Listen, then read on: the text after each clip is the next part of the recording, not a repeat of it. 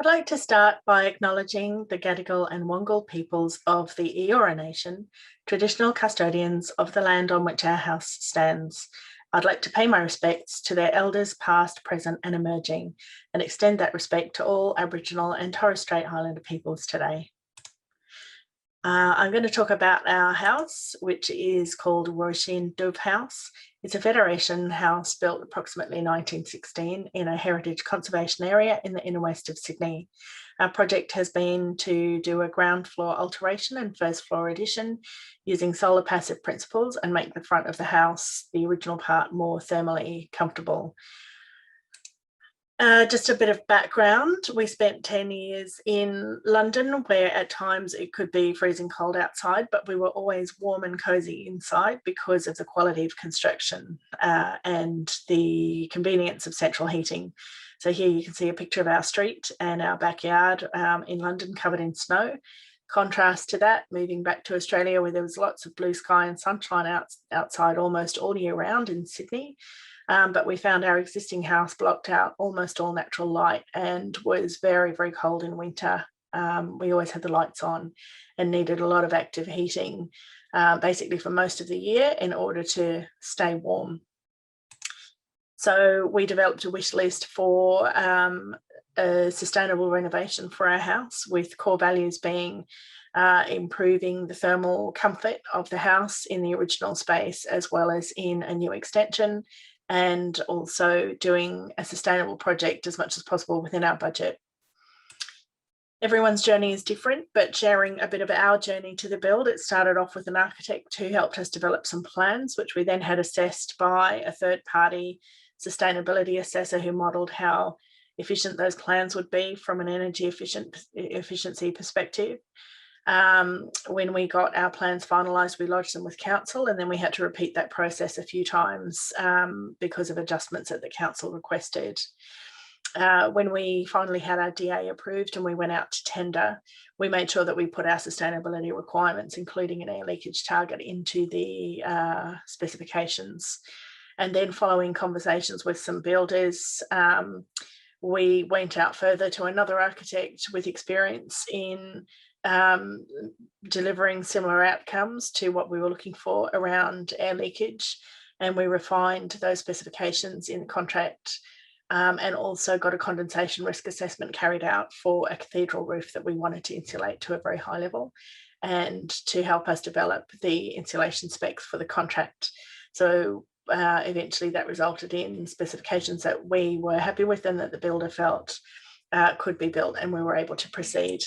Challenges, we have, we had a very narrow setback originally to the north, some prick trees that we wanted to preserve, and very sticky clay soil that was dramatically described as being highly reactive. And as you can see here, water is ponding. Shortly after a 1 in 100 year rain event that we had towards the start of our build project, water is ponding in trenches up to about 1 metre deep in this picture. Several sustainability hurdles that we just wanted to call out. At times it felt quite exhausting trying to lift a sustainable house project off the ground. Council's focus was mainly on heritage rather than on anything else, disappointingly.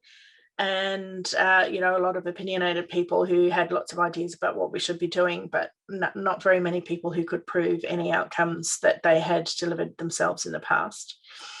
But really the biggest issue for us was that sustainability is a bolt-on rather than a core concern at almost every level through the whole process. And therefore the first thing that people try and drop off when anything tricky is encountered. As part of our build project, we tried to make sure that we didn't just tip anything that could be removed in one piece. We tried to either reuse ourselves or pass on to others, and you can see here we've managed to reuse a lot of our old bricks and timber framing and so forth in our new build as well. We're highly focused on insulation as part of the project. So you can see here the polystyrene cubes are a product called Insul Block, which is a blow-in insulation that we're using for the double brick cavity walls in the original part of the house. And then we're using a foil-faced board at the rear, and there's also a picture here of a steel beam that's been covered in PIR board to try and insulate it. So we have tried to avoid steel in our construction project, but we've had to use it in a couple of places. And obviously we like to minimise any thermal bridging that might come through into the inside of the building through use of the steel beams.